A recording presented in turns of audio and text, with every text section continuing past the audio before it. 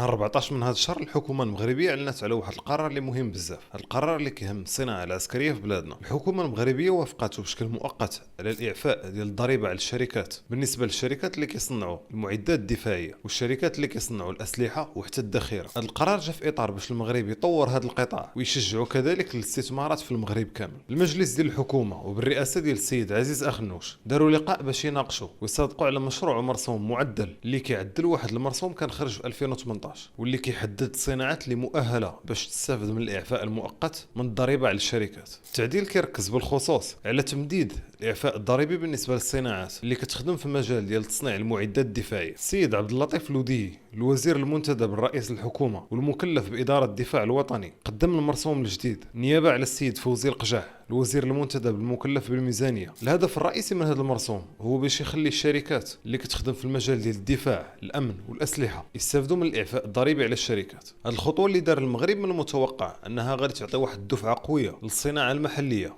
وتخلي المغرب واحد الوجهه اكثر جاذبيه بالنسبه للصناعات المتعلقه بالدفاع. وهنا قطاع ديال الدفاع في المغرب غادي حتى هو يلتحق بقطاعات اخرى من الصناعات اللي كتستافد حاليا من الاعفاء الضريبي المؤقت. هذه المساله ديال الاعفاءات الضريبيه غادي نتعمقوا فيها اكثر في الفيديو الجاي ونشوفوا واش بالفعل عندها ايجابيات بالنسبه للاقتصاد المغربي. لكن في الفيديو ديال اليوم غادي نركزوا اكثر على الصناعه العسكريه في المغرب وفين وصلت لحد الان. فحاول تتبع معايا حتى الاخر باش تفهم الموضوع كامل. ما نساش الا عجبك الفيديو تخلي لايك وتبارطاجي مع اصحابك. اول حاجه غادي نبداو بواحد المقال كانت خرجته الجريده ديال الاطالير الاسبانيه في البدايه ديال هذا الشهر وبالضبط في 5 من هذا الشهر. هذا المقال كان كيدوي على الصناعه الدفاعيه في المغرب. فعلاش غادي ناخذوا هذا المقال ديال الجريده الاسبانيه؟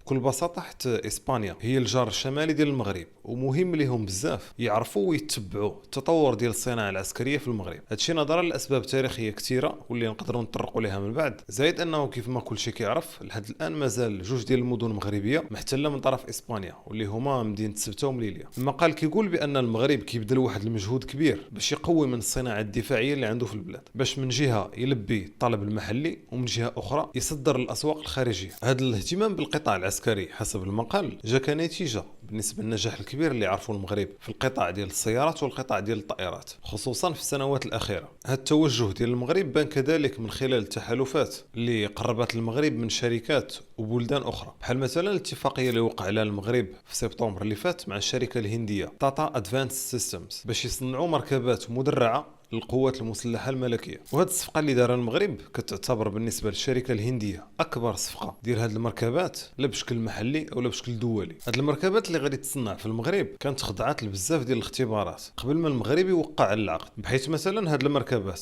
كتقدر تتنقل في التضاريس الصعبه بحال مثلا الاراضي اللي كيكون فيهم الوحل، زائد انها كتقدر تحمل الانفجارات ديال الالغام. هذه الاتفاقيه اللي دارها المغرب مع الشركه الهنديه فالهدف منها حسب السلطات العسكريه المغربيه ماشي فقط هو التلبيه ديال الطلب المحلي، ولكن كذلك المغرب كيهدف باش يصدر الاسواق الخارجيه. حاجه اخرى هي انه في يونيو اللي فات المغرب اعلن على النيه ديالو باش انه يخلق واحد جوج ديال المناطق صناعيه في المجال ديال الدفاع باش يتعامل مع المعدات والاليات وحتى الانظمه ديال الاسلحه الامنيه. هذا الشيء جاء من بعد الموافقه ديال المجلس الوزاري على 4 ديال المشاريع اللي مرتبطه بالقطاع العسكري. القرار ديال السلطات المغربيه بانشاء وتطوير صناعه عسكريه قويه جاء كيف ما قلنا قبل من الرغبه ديالها بتعزيز المكانه ديال المغرب كقوه اقليميه. وباش يحقق هذا الهدف المغرب قرر يدخل لهذا القطاع عن طريق بزاف ديال الخطوات، بحال مثلا اصدار قوانين اللي مرتبطه بالمجال العسكري، انشاء مناطق متخصصه لتشجيع الاستثمارات بحال مثلا المنطقه ديال النواصر، وكذلك الجلب ديال الاستثمارات الخارجيه للبلاد. واللي كيف ما قلنا في البدايه المغرب قرر يعفي الضريبه على الشركات بالنسبه لهذه الشركات اللي غادي تستثمر في المغرب في القطاع ديال الدفاع. هذه الاستراتيجيه مرتبطه بشكل كبير بالتحول الشامل ديال الامن الوطني، بحيث ان الدوله كتامن بالضروره ديال تطوير القدرات ديالها في التصنيع العسكري وتقلل من الاعتماد على الخارج، يعني تقلل من الاعتماد على الواردات خصوصا في المعدات اللي كتكون حساسه. وهذا الشيء الهدف منه في الاخير هو التحقيق ديال السياده الدفاعيه، يعني ما تبقاش تحتاج لدول اخرى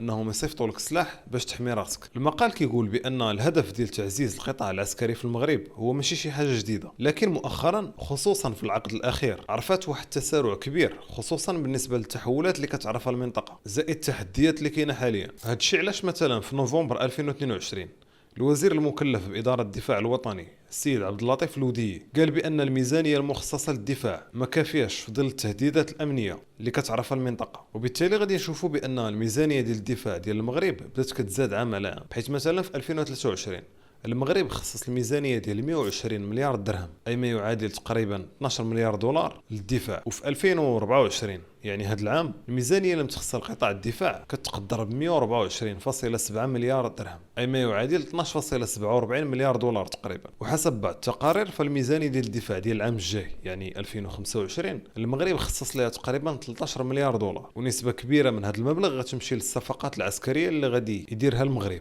بالاضافه للتحديث وتجديد ديال المعدات العسكريه اللي عنده حاليا، بالاضافه لاقتناء تقنيات وانظمه متطوره اللي غادي تساعدوا في المواجهه ديال التحديات الامنيه. زائد انه كاين احتمال بان المغرب يقدر يشري طائرات رافال المقاتله ديال فرنسا، واللي كتعتبر حاليا من افضل الطائرات المقاتله في العالم. على المستوى العالمي المغرب كيتصنف حاليا في المرتبه 29 من بين اكبر المستوردين ديال الاسلحه في العالم. اما بالنسبه لافريقيا فالمغرب كيحتل المرتبه الثانيه مباشره بعد الجزائر. وحسب واحد التقرير خرجوه معهد ستوكهولم الدولي لابحاث السلام واللي تنشر في مارس من هذا العام، كيقول بان المغرب كتعتبر من اكبر المستوردين ديال الاسلحه في العالم، بحيث تقريبا النسبه ديال الاسلحه اللي كيستوردها المغرب كتشكل تقريبا 0.9% من اجمالي الواردات العالميه من الاسلحه. زائد انه في الفتره ما بين 2009 و2023 المغرب جا في المرتبه السابعه بالنسبه للدول ديال العالم العربي. بزاف ديال الخبراء كيقولوا بان المغرب عنده كفاءات مدنيه اللي يقدر يحولها للقطاع العسكري، خصوصا من بعد التجربه الكبيره اللي ركمها في القطاع ديال صناعه السيارات وصناعه ديال الطائرات. بحيث مثلا في السنوات الاخيره المغرب قدر يجذب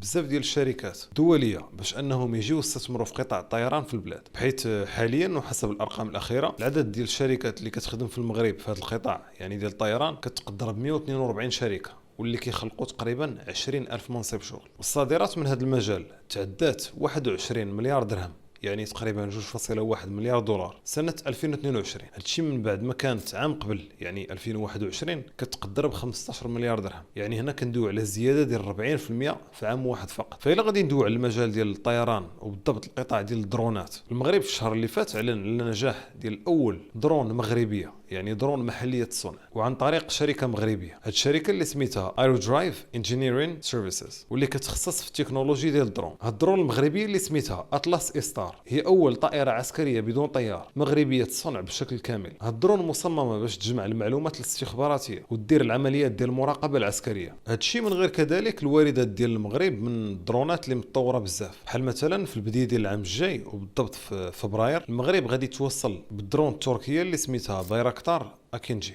واللي هي واحد الدرون اللي متطوره بزاف بحيث مجهزه بالذكاء الاصطناعي، وكتقدر دير عمليات عسكريه معقده بزاف، وكتقدر تهز حموله كتوصل ل 1500 كيلوغرام. هادشي من بعد ما المغرب كان شرا قبل من عند نفس الشركه التركيه درون كتسمى تي بي 2، لكن الدرون ديال اكينجي كتعتبر الاحدث عند الشركه. حاجه اخرى هي انك الا بغيتي تعرف اكثر على هذا الموضوع كنصحك تفرج في واحد الفيديو كنا درنا قبل واللي غادي نخليه لك هنايا، فيه معلومات مهمه بزاف. ما ننساش الا عجبك الفيديو تخلي لايك وتبارطاجي مع اصحابك باش المعلومات توصل لكلشي. كان معكم انس، نشوفكم في فيديو جاي.